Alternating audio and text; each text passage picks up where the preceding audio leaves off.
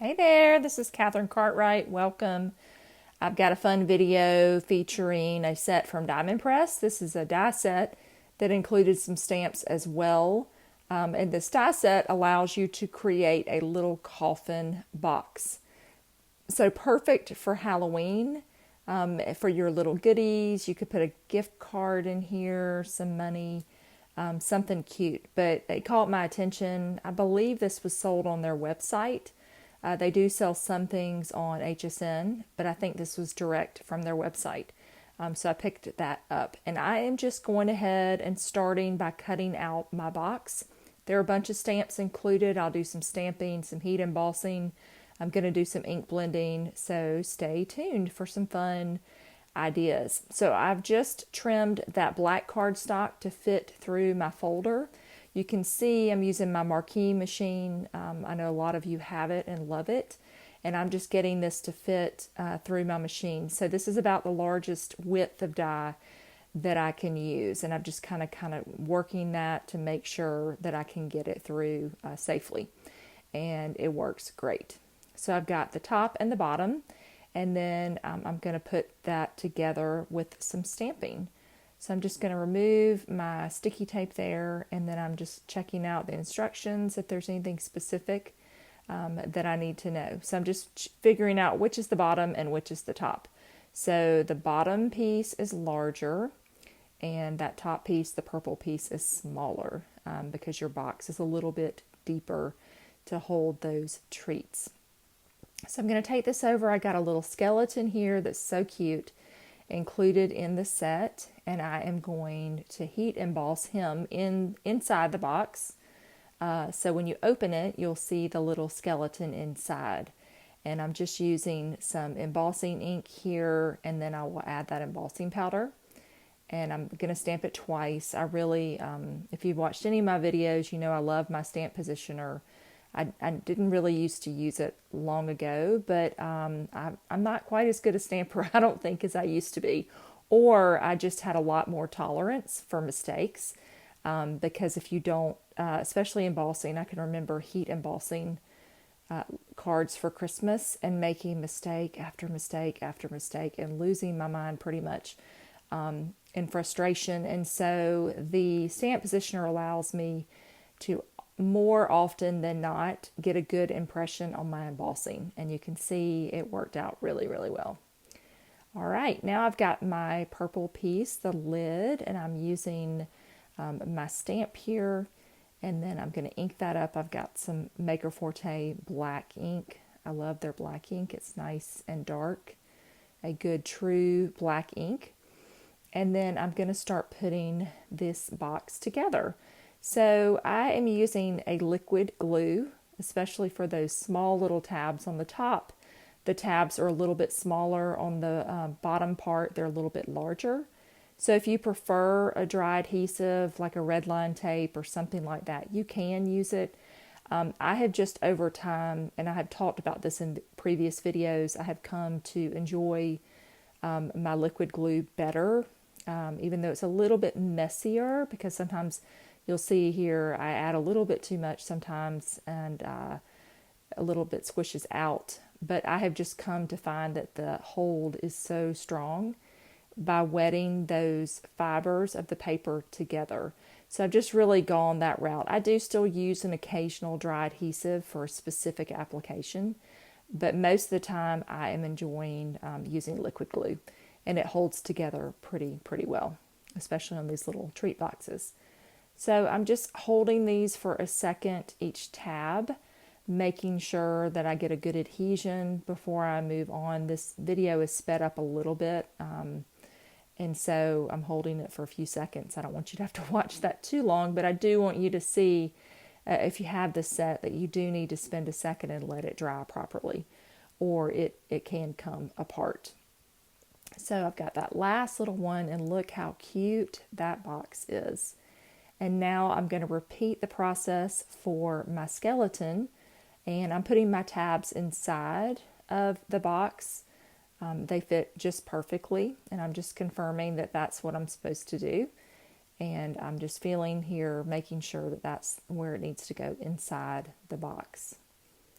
So again, repeating the same process, starting at the top and working my way around and pressing and holding. And Diamond Press does a great job with their engineering in terms of everything really does fit together perfectly. There's so little user error. If you cut it and you glue it, it will work. They have really, really great interactive products, and I would consider this box to be interactive because you have to open the box. So that's interactive to me, in my opinion, but just fun 3D elements like this, like the little treat boxes. So I'm getting this last little bit glued together, and then I'm going to let that dry pretty well. I want it to set up and have a nice strong adhesion. So I've come back to it. They had this adorable spooky hand that's so cute. And so I heat embossed that, and you can see I'm fitting a piece of candy, a little candy bar in there, and it fits great. And so you could put some other little treats in there, or you could roll up some money or something like that. I don't know if a plastic gift card would fit. I did not check that, and I meant to do that. But I put the little hand on there, and it's just super, super cute. And then I'm going to measure this for you. So it's about a little over 4 inches. And then it was about a little past 2 at the widest part. And then the depth is about almost an inch deep. So you get a nice box out of this. Very, very cute. And I will say, I saw a coffin box for sale in my local dollar store, and they were not near as cute as this. And I can make whatever color and shape I want. So I was excited to see that I could make it myself. All right, I've got a piece of Bristol smooth cardstock here that I ran through my Diamond Press machine. I am taking one of the stamps. I'm taking the house that is included. Again, there are 2 full sets of stamps with lots of sentiments. And just a lot of fun to be had. But I'm going to turn this into a traditional card, A2 sized card. But I'm going to begin by stamping my house with some Gina K black obsidian ink, because I want to do some ink blending with this, and that ink sets up beautifully. So I'm just taking my time here, and I will be using my Distress inks, and those work really, really well, in my opinion, on Bristol cardstock. So I'm going to start trimming around here. I'm not going to do all of this on camera because I have to bring it fairly close to my eyes now to see. And so I had to bring it up, and I didn't want it was going to be blurry, but you can see that I trimmed around the edges on those score lines. Now I'm going to trim down another piece of Bristol cardstock here to 4 by 5 1/4. This is going to be the background for my card. I've got out my Wendy Vecchi Stay, I never can say it right. It's my ink blending tool, basically. Where I can do stencils on here. I can do ink blending. I love it. I'll link it in the description. I can't remember its technical name. It's made by Ranger or Sizzix or Ranger. I can't remember which. Anyway, I'll link it in the description. How about that? I'm having a brain cramp of who made what. So I'll be sure and link that. All right, I'm moving on to my second color. I did Faded Jeans on the lower part, and then I've got chipped Sapphire at more of the top, because I'm going to put my little house on top of that background. And then I'll come in here with Villanous Potion, a beautiful purple that's a newer color to the Distress line, and I'm going to blend that up there. I'm trying to get the little ink cubes in there so you can see it. Sometimes I forget to link or remember what name I used in a video, so I'm trying harder to have it where you can see it in case I do forget to write it down. Sometimes it's, when you make videos, it's a lot of fun, but there's a lot of work on the back end of it and trying to remember all of the little details. Okay, so I love how that turned out. Looks pretty good. I'm going to spray a little water on here to add a little bit of interest and detail to it. I've got my little spray bottle that I love, that Distress sprayer. It's a must-have. I use it for so many different things besides just spraying ink to paper. I use it with my watercolors. I use it to clean up my craft mat. It's a great bottle to have. All right. So I am going to do a little bit of ink blending on this house. And I've got gathered twig and black soot are my colors. And I just did the roof. And now I'm going to come back here and add some of that black soot. My black soot needs some attention. It's gotten pretty light. The pad has dried up. And I really need to re-ink it. But I like the way that it turned out. It kind of gave me a little bit of a black tone, but more of a gray, which actually worked out just fine. So I need to put that in my pile of ink pads that need to be well inked. Okay, so I'm just going to finish ink blending, and that will be it for that. So that is ready to go. Just a fun way to kind of alter that little stamp. Also included in this set were some fun dies. There are a couple of ghosts and some bats. And so I'm going to cut these out also from the Bristol cardstock. I had an extra piece because I'm going to ink blend my bats. Instead of using a black paper, I want to ink blend the bats. Look how cute those ghosts are. And they punch out the little faces too, which is very, very cute. So I'm looking for more of my ink to do some blending. Yes, Ranger made this, Wendy Vecchi. Make art is what that is called. So I'm going to take my little bats here and ink blend them with some black soot. And that way, there's still a little bit of white showing through, but it just doesn't look, has a little more detail because it's not a solid black. And I thought it went well with the blended background and the blended house.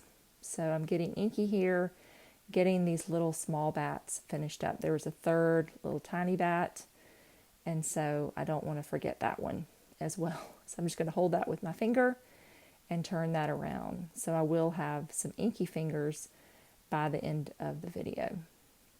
Okay. Now for the ghost, I'm just adding a little bit of glue to the back, and I'm adding a little small piece of black cardstock. I want to fill in that face because I didn't want the face to be the purple and the blue background.